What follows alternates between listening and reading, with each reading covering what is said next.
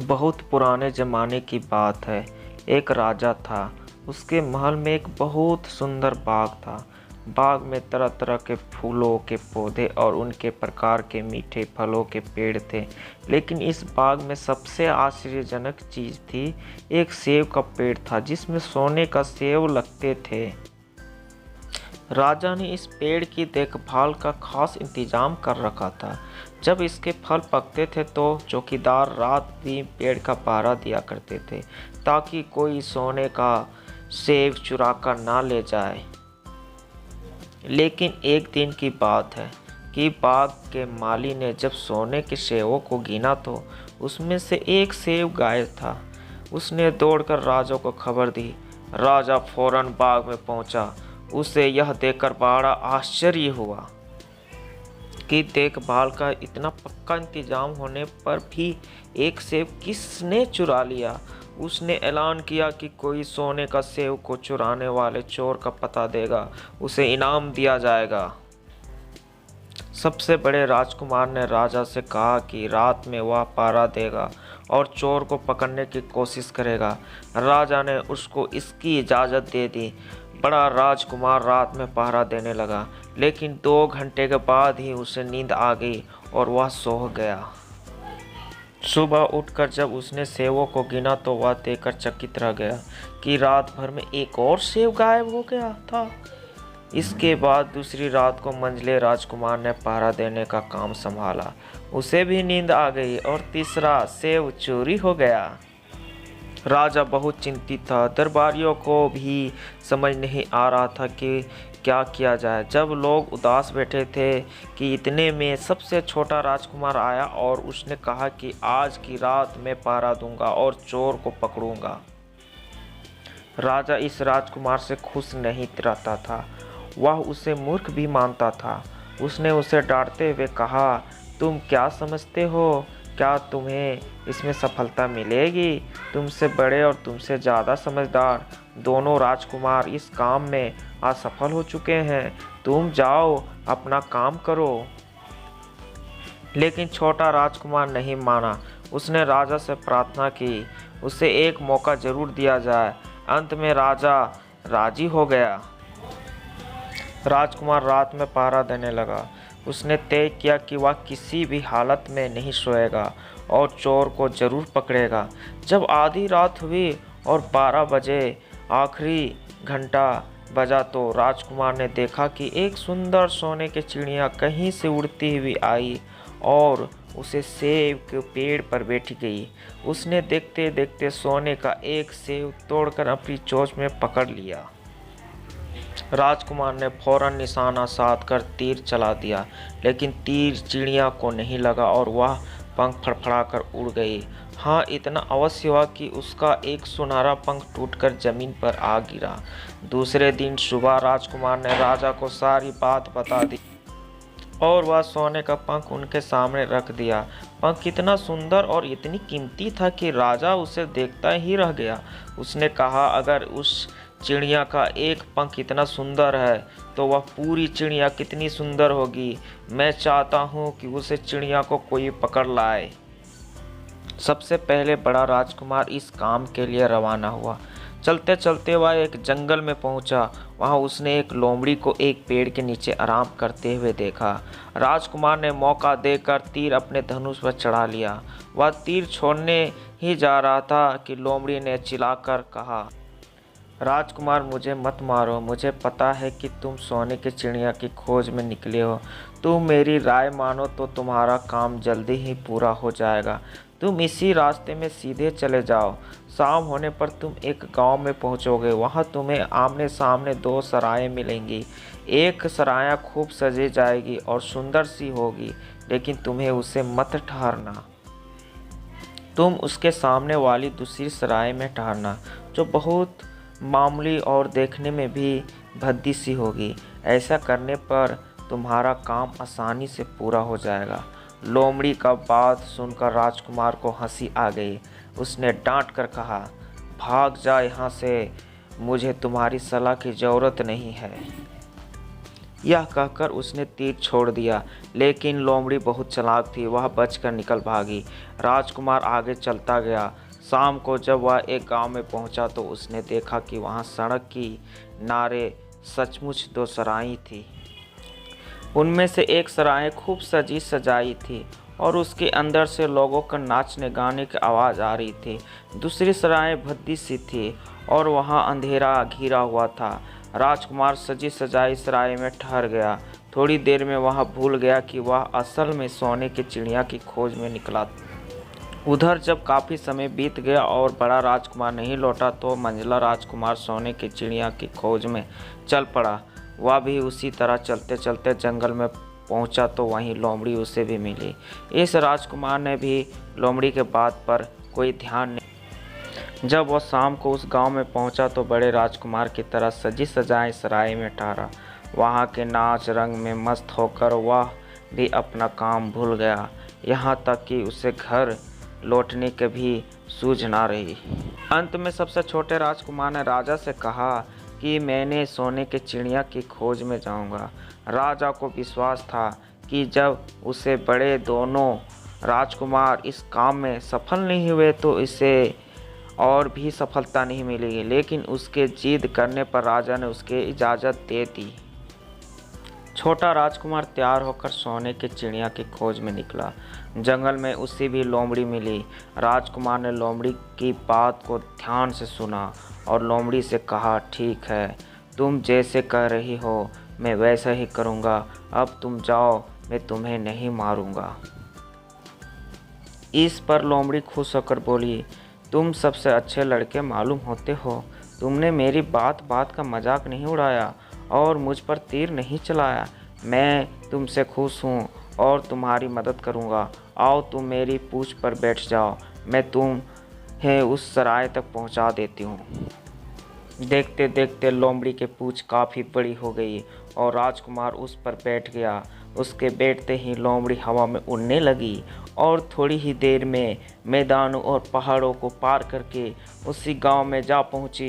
राजकुमार ने उसकी सलाह को मानकर छोटी और पुरानी सराय में डेरा डाल दिया। वह दूसरी सजी सराय में दूर ही रहा। दूसरे दिन सुबह उठकर जब वह आगे बढ़ा तो कुछ दूर चलने पर उसे वह लोमड़ी फिर से रास्ते में मिल गई। लोमड़ी ने उसे कहा, अब मैं तुम्हें बताती हूँ कि आगे तुम्हें क्या करना चाहिए। तुम सीधे चलो। आगे चलने पर तुम्हें एक बहुत बड़ा किला मिलेगा जिस पर सिपाही लोग पहरा दे रहे होंगे। तुम सिपाही से डरना मत और सीधे अंदर चले जाना, क्योंकि वे इस समय सो रहे होंगे। तुम बेधड़क होकर किले में घुसते चले जाना और उनके कमरों को पार करते हुए उस जगह पहुंच जाना जहां लकड़ी के एक मामूली से पिंजरे में सोने की चिड़िया बंद है। तुम चिड़िया को पिंजरे सहित उठाकर किले से बाहर ले आना, लेकिन एक बात याद रखना, चिड़िया के पिंजरे के पास एक बहुत सुंदर सा सोने का पिंजरा भी रखा होगा। तुम भूलकर भी चिड़िया को उस पिंजरे में मत रखना, मगर तुम उसे लकड़ी के पिंजरे में से निकालकर सोने के पिंजरे में रखने की कोशिश करोगे तो बाद में पछताओगे। यह कहकर लोमड़ी राजकुमार को फिर से अपनी पूंछ पर बिठाया और थोड़ी ही देर में उसको किले के पास पहुंचा दिया। राजकुमार ने किले के पास जाकर देखा कि सचमुच उसके पहरेदार सो रहे थे। वह बिना डरे सीधा महल में घुस गया और थोड़ी ही देर बाद वह उससे कमरे में जा पहुंचा जहां सोने की चिड़िया एक पिंजरे में बैठी हुई थी। पिंजरे के पास ही सोने का 3 सेव पड़े हुए थे। इन सेवों को देखकर राजकुमार ने फौरन पहचान लिया कि ये सब उसके पिता के बाग का था। सोने की चिड़िया इतनी सुंदर थी कि राजकुमार उसको देखता ही रह गया। वह उसको उठाकर लाने ही वाला था ताकि उसकी नज़र पास ही पड़े एक सुंदर से पिंजरे पर पड़ी। वह पिंजरा बहुत सुंदर था और उसमें तरह तरह के कीमती पत्थर जड़े हुए थे। सोने की चिड़िया के लिए वही पिंजरा ठीक मालूम पड़ता था। राजकुमार लोमड़ी के बात को भूल गया और उसने सोने की चिड़िया को लकड़ी के पिंजरे से निकालकर सोने के पिंजरे में बंद कर दिया। लेकिन नए पिंजरे में आते ही चिड़िया ने खूब जोर जोर से शोर मचाना शुरू कर दिया। राजकुमार पिंजरे को उठाकर कमरे से बाहर भी नहीं निकाल पाया था कि बहुत से सिपाही कमरे में घुस आए और उन्होंने राजकुमार को पकड़ लिया। अब राजकुमार को अपनी भूल का पता चल गया। उसे याद आया कि लोमड़ी ने उसे क्या कहा था, लेकिन अब क्या हो सकता था। सिपाही उसे खींचते हुए राजा के दरबार में ले गए। राजा ने पूछने पर राजकुमार ने सारी बात कह सुनाई। राजा बोला, तुम मेरे महल में चोरी करने के लिए घुसे थे। मैं तुमको माफ़ नहीं कर सकता। तुम्हें फांसी की सज़ा दी जाएगी, लेकिन मैं तुम्हें एक मौका देता हूँ। अगर तुम मेरे लिए सोने का घोड़ा ला दो तो मैं न सिर्फ तुम्हें छोड़ दूँगा, बल्कि सोने की चिड़िया भी तुमको दे दूँगा। राजकुमार को अपनी जान बचाने के लिए राजा की शर्त माननी पड़ी। अब वह सोने के घोड़े की तलाश में निकला। किले के बाहर जाने पर उसे देखा कि लोमड़ी का उसका इंतज़ार कर रही है। उसने लोमड़ी को सारी बात बताई। लोमड़ी ने निराश होते हुए कहा, मैं अब तुम्हारी कोई मदद नहीं करूँगी। तुमने मेरे कहने के अनुसार नहीं किया। मैंने जिस तरह से कहा था, अगर तुम उस तरह से काम करते तो इस मुसीबत में नहीं फंसते और सोने की चिड़िया तुम्हें मिल जाती। राजकुमार बोला, इस बार मुझे माफ़ कर दो, मुझे गलती हो गई है। मेरा काम तुम्हारी सहायता के बिना नहीं चलेगा। मुझे राजा ने सोने का घोड़ा लाने के लिए कहा है, वरना वह मुझे फांसी पर चढ़ा देगा। लोमड़ी ने कहा, खैर मैं तुम्हें माफ़ करती हूँ। अब तुम्हें ऐसा करो कि मेरी पूँछ पर बैठकर सीधा चले जाओ। कुछ दूर जाने पर तुम्हें एक दूसरा किला मिलेगा। उसी किले की घुड़सवार में तुम्हें सोने का घोड़ा बंधा हुआ मिलेगा। महल के नौकर चाकर सब सो रहे होंगे। तुम चुपचाप जाना और घोड़े को खोल लेना, लेकिन एक बात याद रखना, वहाँ घोड़े के पास ही घोड़े पर कसने के लिए 2 जीनें रखी होगी। उसमें से एक तो पुरानी चमड़े की जीन होगी और दूसरी सोने की जीन होगी। तुम सोने की जीन को छूना भी मत और उसे घोड़े पर पुरानी चमड़े की जीन को कसकर सवार होकर जाना और उसे दौड़ते हुए किले से बाहर चले आना। राजकुमार ने वादा किया कि वह ठीक ठाक से ही करेगा। लोमड़ी ने उसको अपनी पूँछ पर बैठाया और कुछ ही देर में वह उसे ले किले के पास पहुंचाई। किले के पास पहुंचते ही लोमड़ी ने उसे नीचे उतारा और फिर वहां से चली गई। राजकुमार सीधा फाटक से किले में घुस गया। अंदर जाकर उसने देखा कि वहां सभी नौकर चाकर सोए हुए थे। थोड़ी ही देर में वह किले के अंदर घुड़सवार में जा पहुंचा। वहां एक बहुत सुंदर सुनहरा घोड़ा बंधा हुआ था।